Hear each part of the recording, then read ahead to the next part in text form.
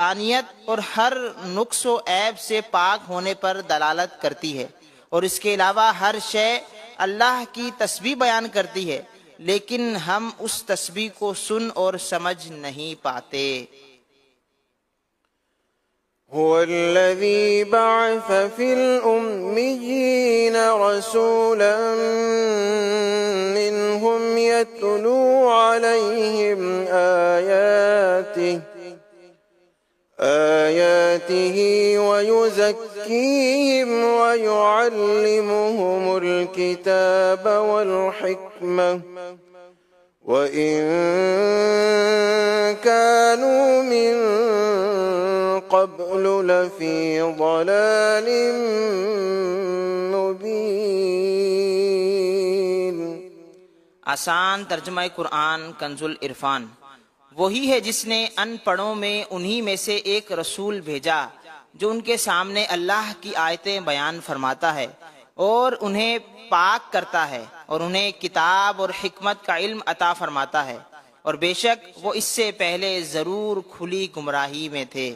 تفسیر ارشاد فرمایا کہ وہی اللہ ہے جس نے ان پڑھوں میں انہی میں سے ایک رسول بھیجا، وہ ان کے سامنے قرآن مجید کی آیتیں تلاوت فرماتے ہیں جن میں رسالت، حلال و حرام اور حق و باطل کا بیان ہے۔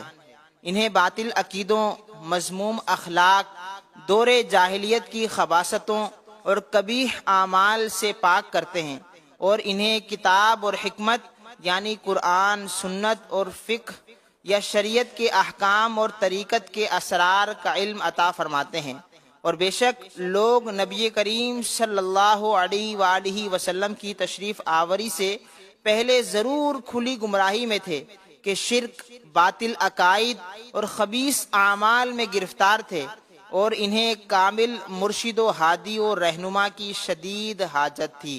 اہم باتیں: نمبر 1، سید المرسلین صلی اللہ علیہ وآلہ وسلم کی ایک صفت نبی امی ہے۔ اس کی بہت سی وجوہات ہیں، جیسے آپ امت امیہ کی طرف مبعوث ہوئے، آپ کی بعثت ام القریٰ یعنی مکہ مکرمہ میں ہوئی، یوں ہی حضور انور صلی اللہ علیہ وآلہ وسلم نے کسی سے لکھنا پڑھنا نہ سیکھا تھا۔ نمبر 2، دل کی پاکی حضور اقدس صلی اللہ علیہ وآلہ وسلم کی نگاہ کرم سے ملتی ہے۔ ایمان اور اعمال پاکی کے اسباب ہیں۔ نمبر 3، قرآن و حدیث آسان نہیں کہ ہر کوئی محض اپنی عقل سے سمجھ لے، ورنہ ان کی تعلیم کے لیے حضور پر نور صلی اللہ علیہ وآلہ وسلم نہ بھیجے جاتے۔ نمبر 4، ہدایت کے لیے حدیث کی بھی حاجت ہے۔ وآخرین منهم لما يلحقوا به وهو العزیز الحکیم۔ آسان ترجمہ قرآن کنز العرفان۔ اور ان سے بعد والے دوسرے لوگوں کو بھی یہ رسول پاک کرتے اور علم دیتے ہیں جو ان موجودہ لوگوں سے ابھی نہیں ملے، اور وہی بہت عزت والا بڑا حکمت والا ہے۔ تفسیر تعلیم القرآن۔ اس آیت کا تعلق پہلے والی آیت کے ساتھ ہے، اور اس میں مزید ایسے افراد کا ذکر کیا گیا ہے جنہیں رسول کریم صلی اللہ علیہ وآلہ وسلم پاک کرتے اور علم عطا فرماتے ہیں۔ اہم باتیں: نمبر 1، دوسروں سے وہ تمام لوگ مراد ہیں جو حضور اقدس صلی اللہ علیہ وآلہ وسلم کے بعد قیامت تک اسلام میں داخل ہوں گے، اور اگلوں سے نہ ملنے سے یہ مراد ہے کہ ان کا زمانہ نہیں پایا بلکہ ان کے بعد آئے۔ نمبر 2، حضور ہادی عالم صلی اللہ علیہ وآلہ وسلم کا فیض صرف صحابہ کرام رضی اللہ عنہم تک موقوف نہیں بلکہ تا قیامت رہے گا۔ لوگ ان کی نگاہ کرم سے پاک و صاف ہوتے ہیں اور ہوتے رہیں گے، علم سیکھتے ہیں اور سیکھتے رہیں گے۔ ذَلِكَ فَضْلُ اللَّهِ يُؤْتِيهِ مَن يَشَاءُ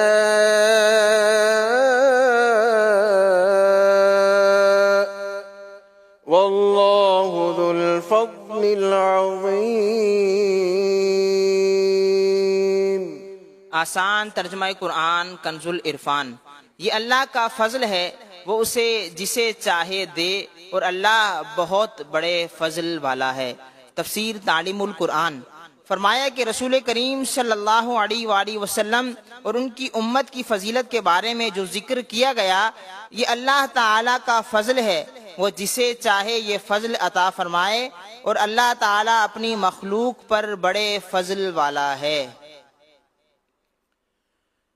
مثل الذين حملوا التوراة ثم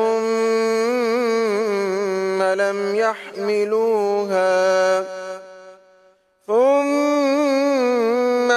يحملوها كمثل الحمار يحمل أسفارا بئس مثل القوم الذين كذبوا بآيات الله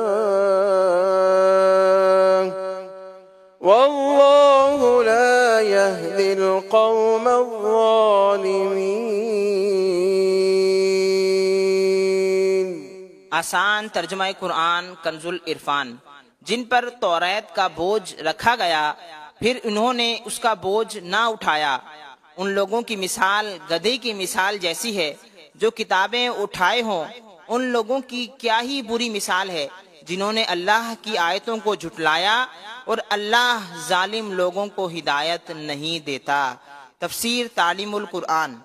اس آیت کا خلاصہ یہ ہے کہ وہ لوگ جن پر توریت کے احکام کی پیروی کرنا لازم کیا گیا، پھر انہوں نے توریت پر عمل نہ کر کے اس ذمہ داری کا بوجھ نہ اٹھایا، اور اس میں مذکور سرکار دو عالم صلی اللہ علیہ وآلہ وسلم کی نعت و صفت دیکھنے کے باوجود آپ پر ایمان نہ لائے، ان لوگوں کی مثال گدھے جیسی ہے جو پیٹھ پر کتابیں اٹھائے اور بوجھ کے سوا ان سے کچھ بھی نفع نہ پائے۔